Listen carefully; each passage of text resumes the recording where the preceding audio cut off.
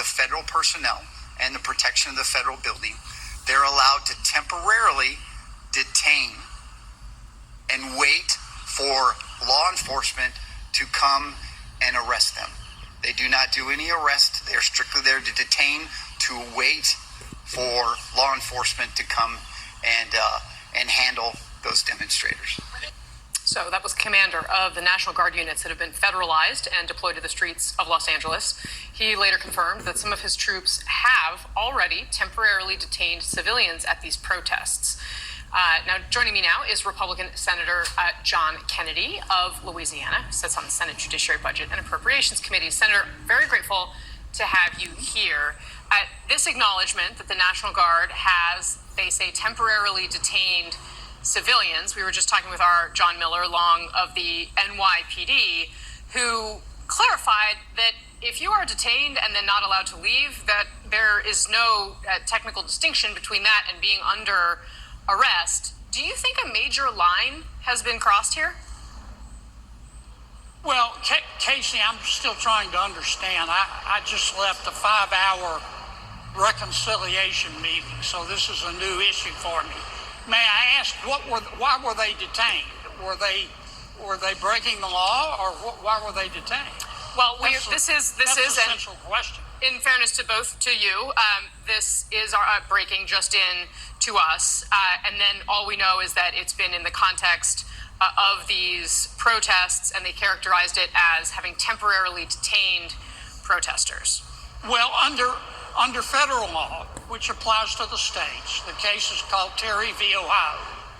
If a law enforcement official doesn't have probable cause to arrest you, but does have reasonable suspicion, which is a lower standard, to believe that you have been or are about to commit a crime, the Supreme Court has said that law enforcement official can stop you temporarily if they think you have a weapon. For example, if there's a bulge in your jacket, they can frisk you, but they can't detain you for long periods of time without probable cause. It's called stop and frisk, reasonable suspicion, Terry v. Ohio, and it's determined on a case-by-case basis. And are you comfortable, of course, I think the distinction here being, we do know, according to these reports, that these people were being held to be turned over to law enforcement officials with the authority to decide whether these people should be charged with something. Are you comfortable with these federalized National Guard troops having taken that step?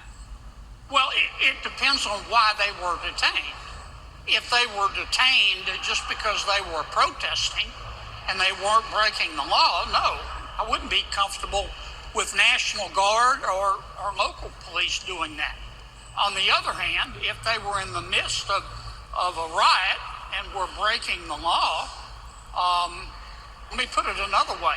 If somebody's about to throw a rock at me, I hope somebody will detain them, whether it's a National Guard troop or a local cop or a CNN reporter. I hope you'll stop them.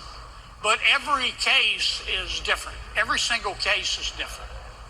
So, Senator, the Attorney General, Pam Bondi, said earlier today, quote, we're not scared to go further. We're not frightened to do something else if we need to. She was talking about the situation in LA. How do you wish the Trump administration would handle these confrontations? Do you want them to be escalatory, considering what we're seeing on our TV screens? Or do you think it would be better for the country if everyone tried to de-escalate the situation? Well, nobody wants to see riots. I mean, I would prefer to have local government handle it. I mean, the situation we have here, we have a lot of peaceful protests, and that's fine. That's America. You have the right to do that. But they're not all peaceful protests. A lot of them are turned into riots with people breaking the law, and the people doing that are gangsters, and they're goons, and they're acting like it. Those folks have to be stopped. Look, I love Los Angeles. I love the people of Los Angeles. I think it's one of the greatest cities in the world. I wish this would stop, but someone is going to have to stop the gangsters that are doing this. I'd prefer to have the governor and the mayor do that. They were not able to do that. If they can't do it, then it's the role of the federal government to step in. Hopefully the mayor and the governor will get control of this situation and the federal government can leave.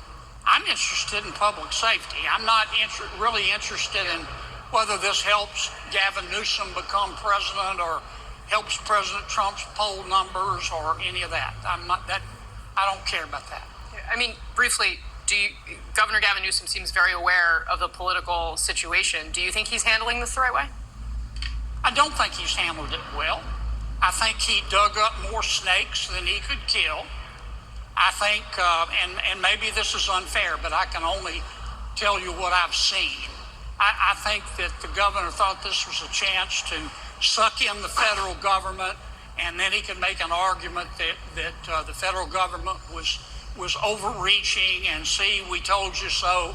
Trump was going to try to establish You think he was baiting Donald Trump? I do. Yeah, I do, and I think it backfired on him. I think he should have restored order first in our city with the help of the mayor. I think they underestimated how serious these goons were, and he lost control of it. And President Trump stepped in, the federal government stepped in. And I think that's what you're supposed to do. I think the good people of Los Angeles, all they care about is they just want it to stop. Stop burning cars and stop throwing rocks at people. Just stop it. All right. That's what I want. Senator John Kennedy, thanks very much for your time today, sir. We'll be right back.